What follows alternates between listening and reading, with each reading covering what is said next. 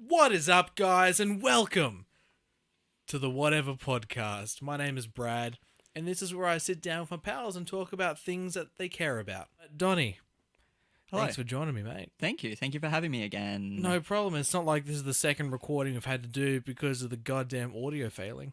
Yeah. Yeah, We won't go there. we won't go there. I'm real mad. So yeah, today you're gonna sit down and have another conversation with me. We're gonna talk about like weird games or games that don't fit into the main storyline, or just weird games in general. Yeah. Yeah, when you first pitched the podcast to me, I was going through an indie games kind of kick, and I think the initial plan was to talk about indie games and stuff like that. I don't play a lot of indie games, but weird games, I guess, is a good title because we can talk about games that don't fit into the main continuity of a storyline or something like that.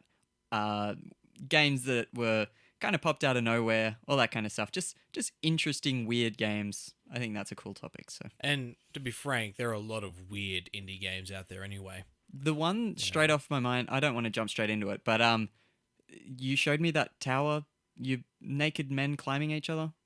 Mount Your Friends. Mount Your Friends. That's the perfect. That's a good game. That's the perfect weird game. What about that game you played where we shut doors and there's a smoke monster? Shout out Swedish guy that made that game. I don't know if that's where he's Swedish from. But developers. But yeah, no, awesome. That sounds great. I'm happy. Like, games are something I really enjoy, and we've got a lot to talk about. But we better get that can cracked, boy. Am I right? yeah, let's get it. Here we go, boy. ASMR mode.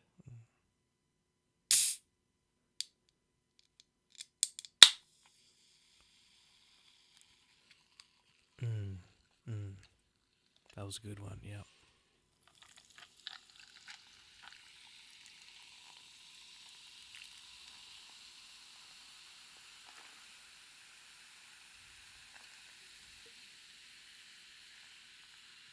That was a good pour. That was a good one. Bask in that one. That was That's, fantastic. That was a pour of the gods. That was 110% pour. I only give it 110. Always 110%. But we've already been over this. I'm so mad. That's okay. What Pokemon would you be? For conversation's sake, let's mix it up. Ooh, Mr. Mime. Mr. Mime. He's a creep. He's a fucking creep. But I dig that. That's cool. He was like one of the first kind of rarer ones I caught in the Let's Go games that just came out. And I felt really cool getting him. He's probably really common, but Mr. Mime. He's a cool dude. He's a good one. It's the fingers I don't like. What are they touching? They're always touching something. I was about to say, is he like the only like man-shaped one? But I guess there's like Machamp and stuff like that. Like there's a lot of human-esque ones. He's very humanoid. But he's got big digits. Yeah. Big digits. And he wears shoes and yeah. Wait, are the shoes? Does he wear shoes? He wears shoes. He does. But are they just his feet? Like, if you removed his... Yeah. Like, do they come off? These are the things that keep us awake at night. I wake up in a cold sweat. It's like Like Mr. Mime in the mine. Did you like Mr. Mime in the trailer for Yeah. Detective Pikachu? Yeah, he's disgusting. I dig him. And I love him. He looks like Tim and Eric Casey. He's like kind of sweaty and disgusting. Sorry for that reference. But let's get this happening. Oh, for sure. This is the podcast with Donnie, where we talk about weird games.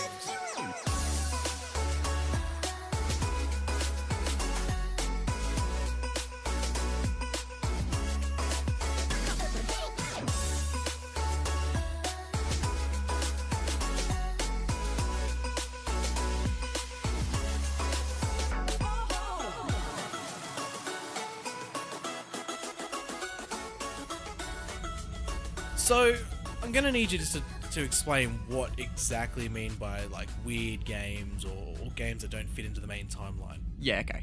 Well, yeah, weird games. I guess the games that I was playing during that indie games fix that I was just describing before don't really count as weird. I wouldn't call, like, I was playing Celeste and I was playing Hollow Knight, and I wouldn't call them weird. They're just very different from the AAA games that were coming out at the time. So I guess I call that weird. But weird, I guess, more in the sense of sequels that aren't really sequels, like maybe Majora's Mask in the Legend of Zelda series. Very, very odd game compared to Ocarina of Time. Super Mario 2,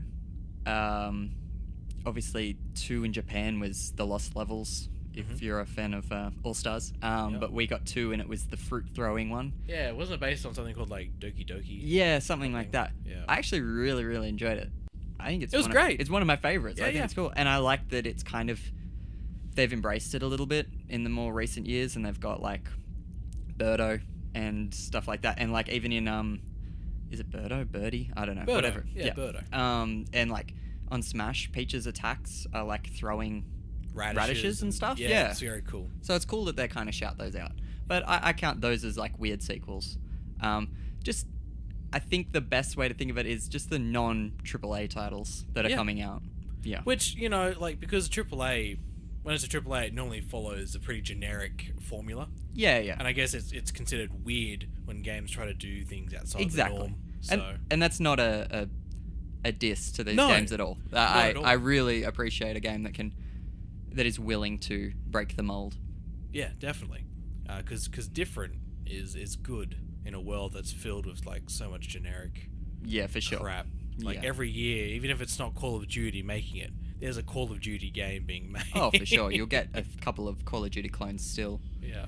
To the point where everyone got sick of World War II games, so they moved to the future, and everyone got sick of the future, so they moved back to World War II. Like, there is a formula there, and we'll see them go back to World War II in a couple of years. So just guarantee it. But I don't know. Call of Duty's fine, but it is what it is. It is. It very much is what it is. I'm much more interested in the games that are interesting. So let's start with the games that you just mentioned, and then you can talk about some things that, because I know that you know more indie games than I can probably think of right now. I know that's something that you went through a period where you seeked out these type of games. Yeah. But Majora's Mask, first of all. Yeah. Brilliant game. Mm-hmm. Considered one of the greatest by a lot of people. Yeah, it started off not with, like, it always had that kind of underground following, I suppose. And it didn't really get the big love that it did until the 3DS remakes, I suppose, started coming out, and people were really like, oh, well, we need Majora's Mask now. And that came out, and I don't know, like, maybe it dropped off, but I see a lot more love for Majora's Mask now than I guess I did when it came out. That said, I wasn't huge on Zelda until maybe within the last 10 years, so I wasn't around for the 64 era, really. So I've only ever played remakes, or at least the old ones recently. So, I haven't been around for its whole lifetime, but I've definitely seen a resurgence in interest for Majora's Mask, and there's some other weird ones in that, like Link's Awakening, and that's getting a remake this year. I wouldn't count that super mainline because it was a weird Game Boy game that has reference to other Nintendo characters in it and some weird stuff like that. But Link's Awakening, I guess, like, I think, don't quote me on this, but I feel like Majora's Mask, because the official timeline, I think it splits off. I don't think it splits off into the main timeline, Majora's Mask. Does it? So the theory is, I guess it's been published by Nintendo, so it isn't a theory anymore, it's actual, that Ocarina splits it into 3. One where he's a kid, where he's an adult, and then, stupidly enough, one where he fails to beat Ganondorf, which I think is a bit silly, but anyway.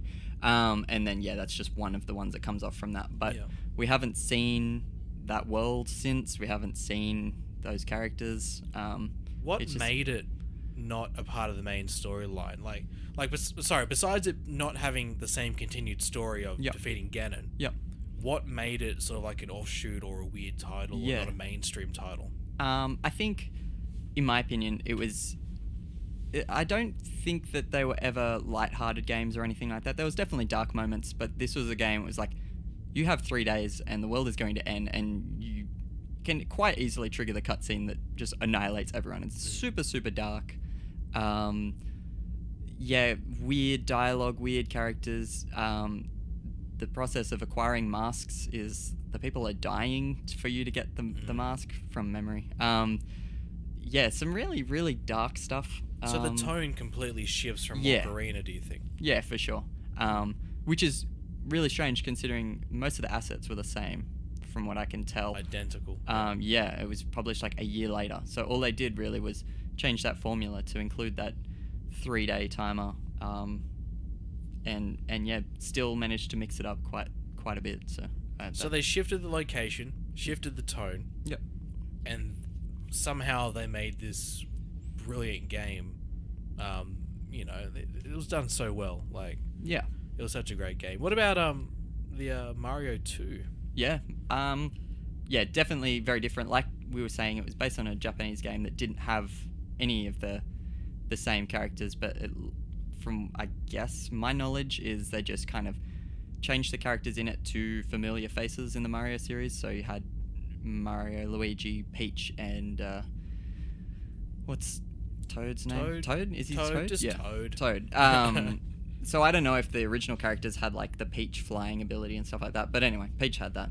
They did. So the game was exactly the same, okay. but the sprites were different. Yeah, right. It's funny because like you mentioned, a lot of those enemies reappear in other games now, but they were never a part of the Mario universe. They appeared in that game. So yeah, it's pretty cool how that happened. Yeah. I guess it was a very young universe at that point. There'd only been two. Well, there you go. There's another one that's a bit weird. Super Mario Land on the Game Boy was a bit weird. Nothing really. I think there was Goombas and I don't know. Goomba's a weird word. I don't like saying that.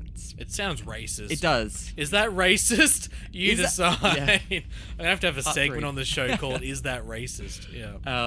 But yeah, it was definitely very different. Like you could fly planes and submarines and stuff like that. Yeah. Very weird. It was cool. But yeah, even that gets mentioned now because Daisy was the princess in that, and Daisy's continuity now. So yeah, canon cool. rather is the word I'm looking for. But yeah. Yeah, I liked the mechanics. I always liked playing as Peach because I guess that's easy mode. You can float. But in that game, it was really weird. You could not sequence break, but you could skip a lot of the levels if you were really good with it. Like there's parts where you go inside the caves and you have to climb and use bombs to get through. Yeah, it was really. I mean, that sounds really basic, but I just remember going back and playing All Stars and feeling really capable at the game because I managed to skip this whole cave segment and I don't know, I felt really good with it. I think there was Mario's always had that level skip like alternative route sort of thing. So that's pretty interesting that the game already had it in there. Yeah. Maybe that's why it was such a good fit for it. Yeah.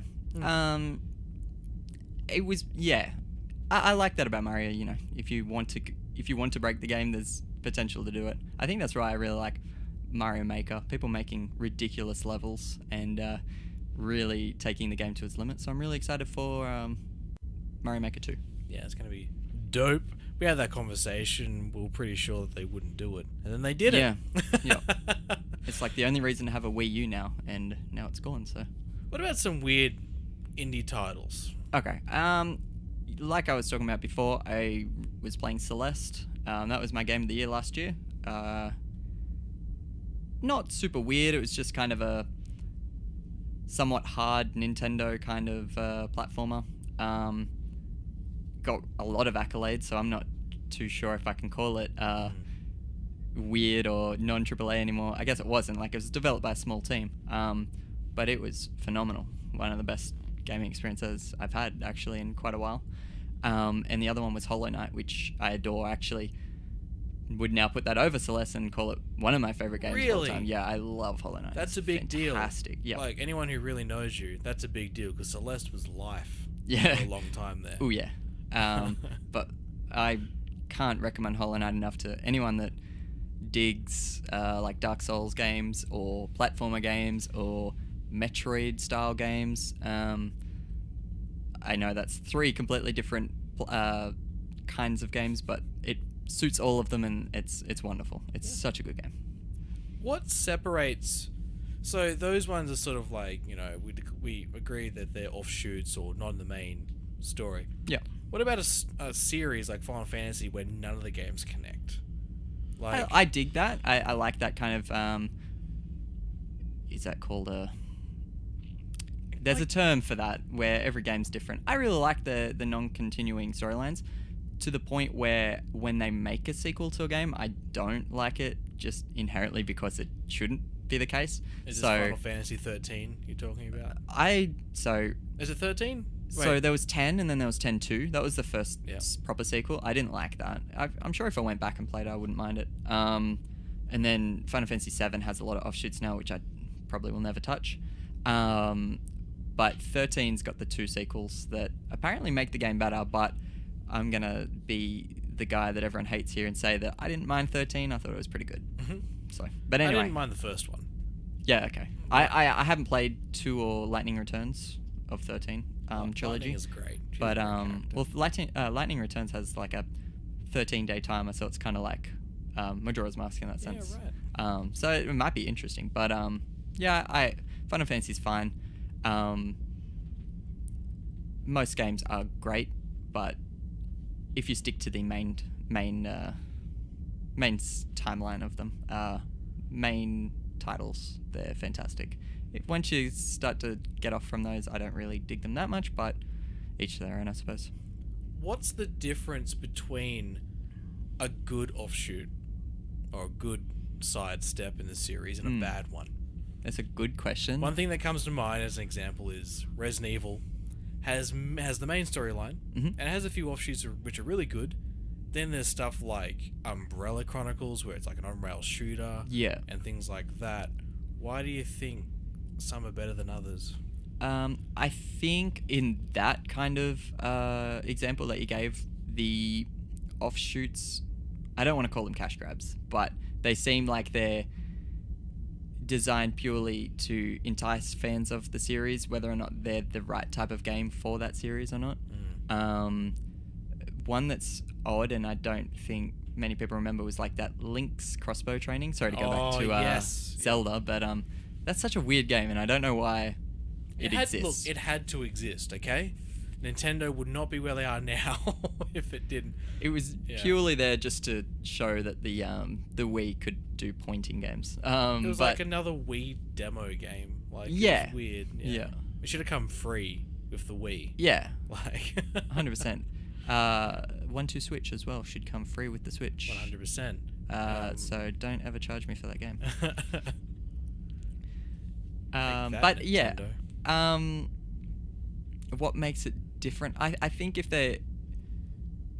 I'm not a game developer, so I don't want to be the guy that says that people willingly make trash games, but I think if they come to it with in the intention to make something special, that's when we can see things. But that said, like we were talking about Majora's Mask, it uses all the same assets as the previous game. Did they intend to make something special? I'm sure they did, but it really had no difference than the previous game, other than what they came like. Yeah. I don't know. It's an interesting question. I think you're right. I think some are more cash grabs than others. Yeah. Also, I think some are experimental.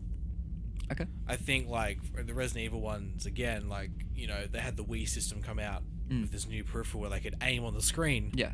I think they saw an opportunity to try something different. I just don't think they should have done it with an existing franchise. I think it would have done better if they called it like Zombie X or something like that. Well, that Zombie U game on the Wii U apparently was fantastic use of like the Wii gamepad and stuff like that. But if they called it Resident Evil, you would have a lot of Resident Evil fans being upset. Yeah, exactly. So yeah, call it what it is. I guess that said though, Zombie U obviously probably sold pretty well because it got good reviews and stuff like that, but how many people missed it because it wasn't a Final Fantasy game? Yep. Yeah. A Resident Evil game, because Yeah, Resident Evil's got the, you know, if you're looking for a zombie game, you go Resident Evil over anything else. I guess it's a fine line of like whether they should make this game a new series or use an existing one. Yeah. That's a good that's a thing to think about, I guess. For sure. They could have easily just made Majora's Mask a whole different game. Yeah. Like Using sure, new engine like and stuff, if you took away the assets, the story doesn't involve the Triforce. Yep. It doesn't involve No mention of Zelda. no mention. Or of maybe Zelda. like in dialogue or something. But yeah, she's the not in the beginning. game. Yeah. At the beginning, it's a cutscene of Link leaving. Yeah. Like the the ocarina could have been anything. It's interesting. Like maybe. I wonder how they decide. And at that point, would it have sold at all? Like a lot of these games are because higher ups in, stakeholders and all this kind of stuff, they need to make money, so they fund this game, and it needs to be a sequel. So I don't know, like it's probably the big issue nowadays when you go to well, we don't go to E3. It's a little bit far away for us, but maybe next year when the podcast blows up. Yeah, exactly. You go to E3 and 90% of the stuff you see is sequels, and I mean it's expected, but do people want new games? Like new series, like so do you think people would be happier with another really good existing game series game, or would they be happier with a really good new series? I think most people say that they want a really good new series, but most people aren't willing to go looking for the game series, perhaps.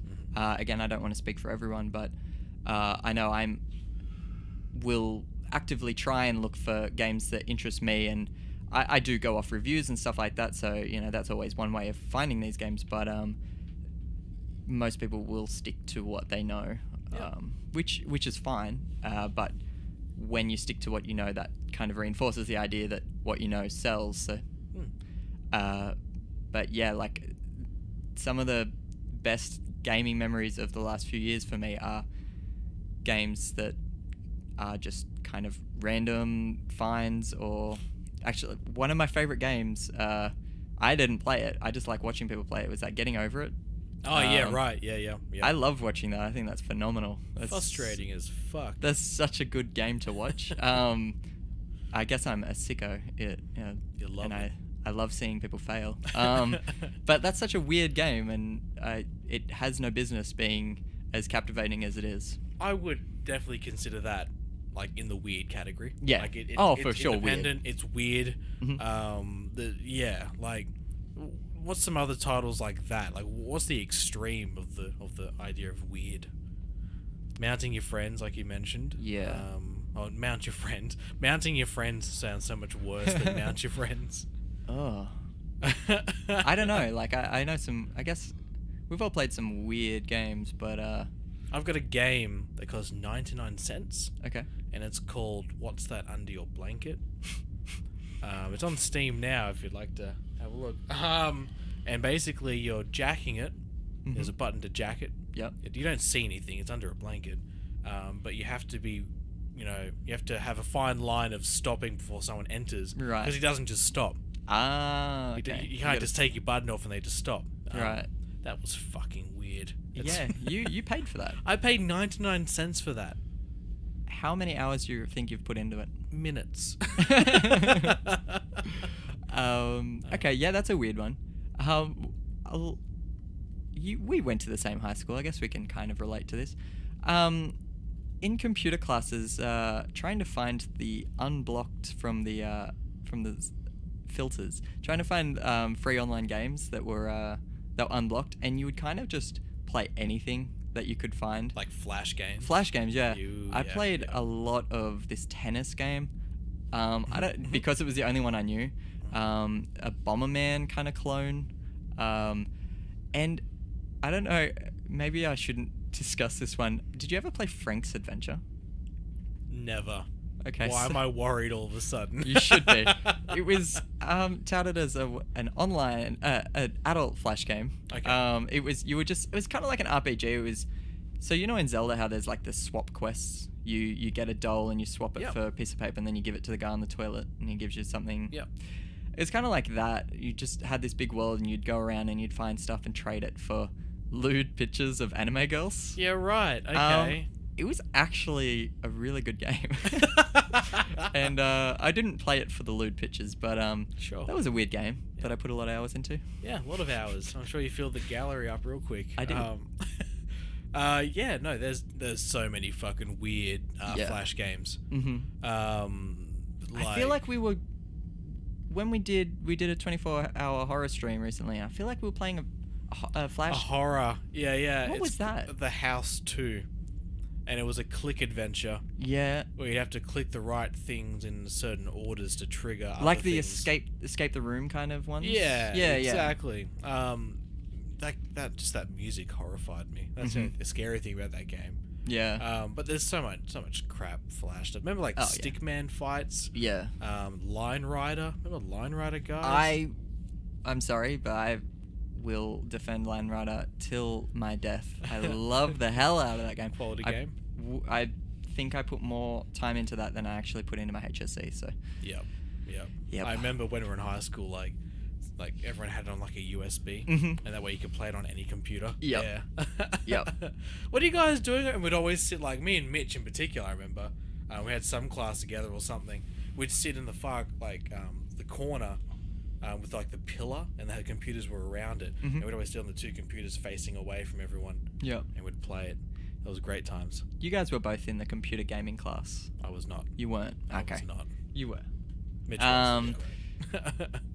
We played a lot of weird games. That was my first introduction to Myst and stuff like that. I don't know. People wouldn't, I guess, don't call them weird. But anyway, I played a lot of Star Wars. What was it? Jedi Academy. Jedi Academy. Yeah, Oh, it was Outcast. two. Outcast. Outcast, Right. is that the right one? No, it was just Jedi Knight. Okay.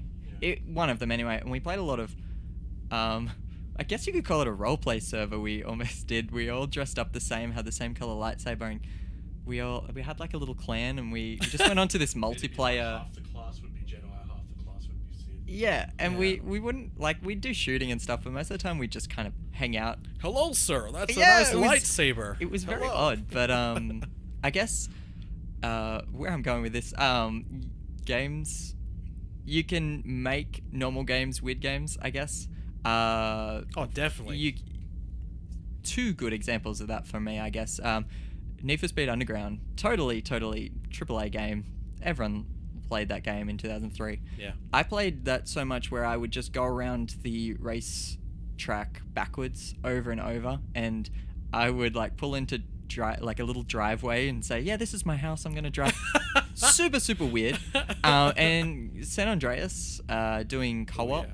With friends, and Yeah. we'd role play and stuff like that, and Yeah. pick a house. This is our house. Okay, now we're going on a road trip. I think it's the mentality. You have to go in wanting to make your own fun and wanting to make it weird. And I I've think that's never fun. heard of San Andreas co-op roleplay.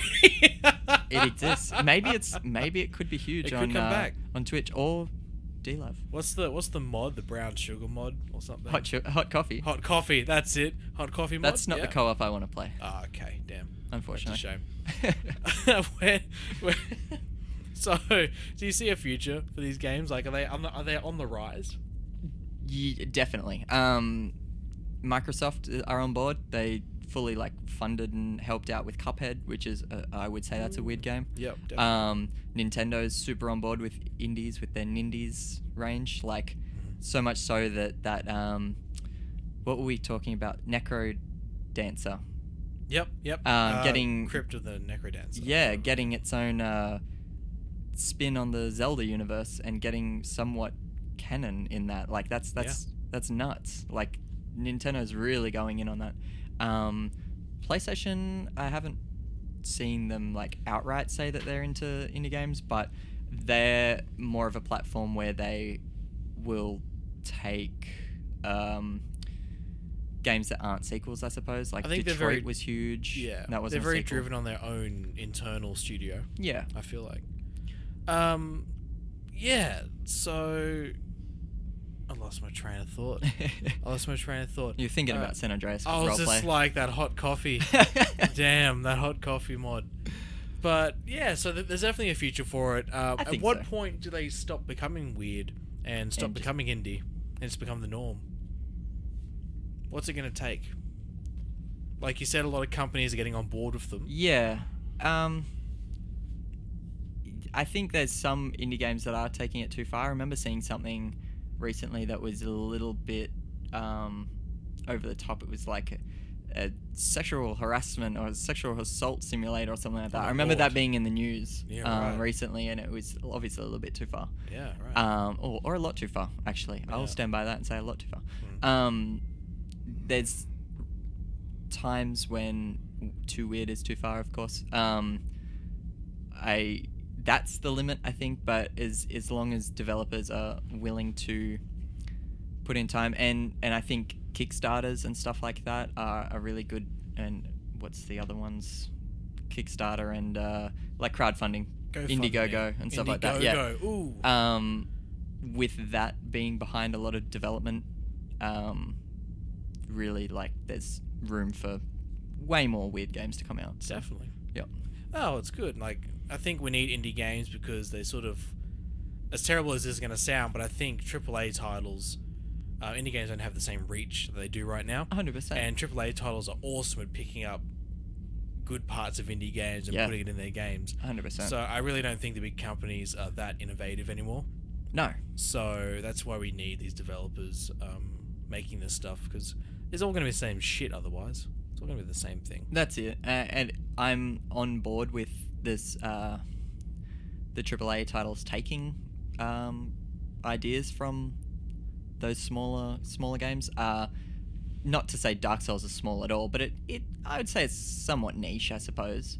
A bit of a weirder title. They started pretty super small, like Demon Souls and stuff like that. Yeah. But a lot of games now are taking influence from their combat system. I found God of War, the latest one, to be very influenced by Dark Souls. Assassin's Creed was very influenced by that in its combat and stuff like that. You're seeing a lot more influence, I think, from those smaller games. Battle Royale.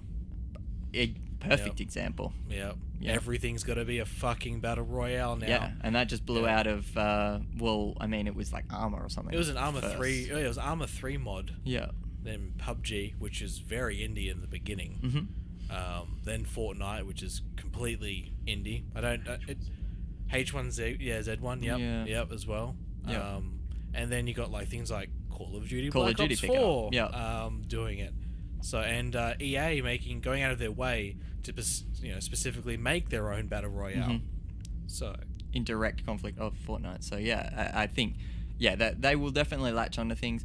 It can result in oversaturation, I suppose, but if something works, they're gonna grab onto it and let it continue to work for them. So it's what people want right now. That's Battle it. royales are so vogue.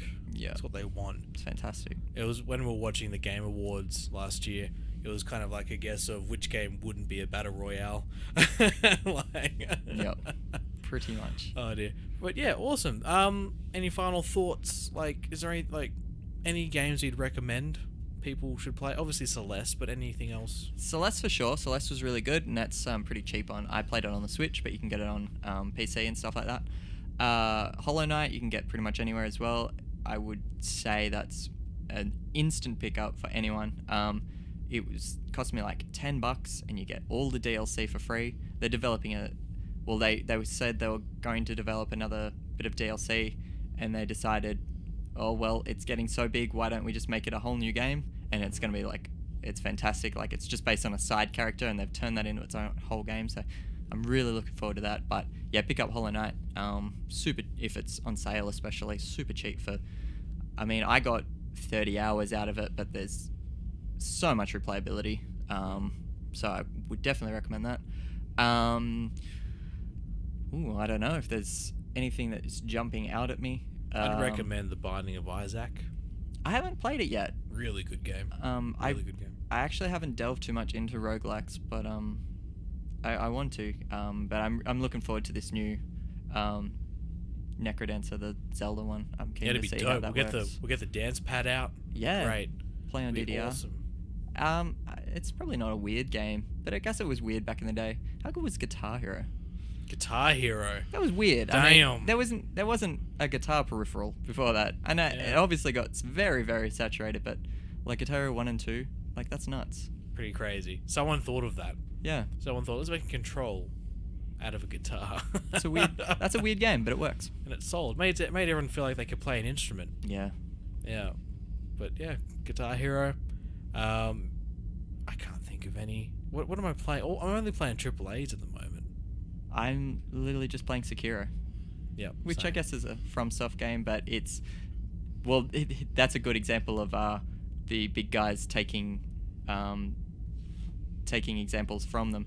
Activision literally said, "Hey, let's make a game together," and Yep. here's Sekiro. So they obviously know the appeal of the FromSoft games. So It works. It Works works. really well. yep.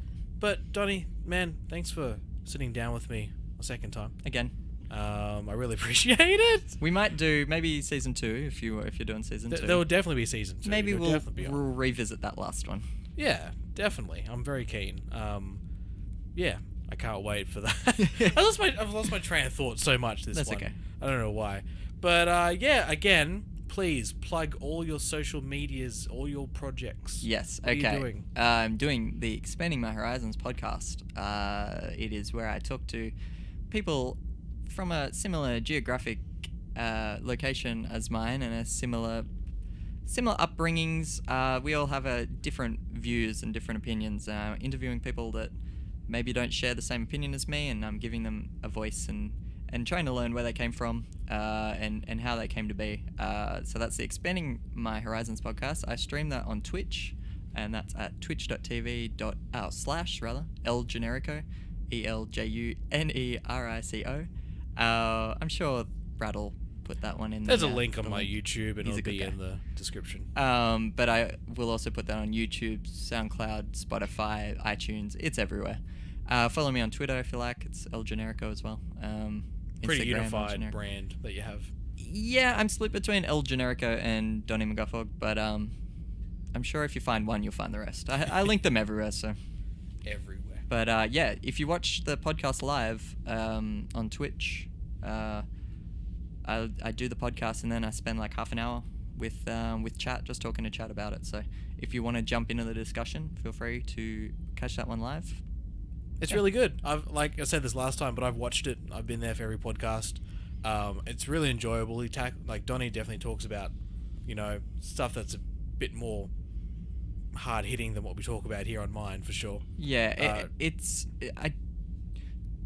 not necessarily intentional. That you Yeah, do no. that. I welcome anyone to come. I want to have discussions and I want to kind of challenge. I'm challenging my own beliefs, so I want to challenge everyone. So I don't want to say don't come if you're of the faint of heart, but if you're easily offended, perhaps maybe don't come, because there's eventually going to be something that may upset you. But that's fine. Like, that's why we're here. You should come and start a dialogue. Yeah, exactly. Yeah, you should come and start a dialogue. Yeah. It's very interesting. The latest podcast deals with nationalism, which I found very interesting because Donnie spoke to our friend Blake, who, like myself, is Aboriginal descent.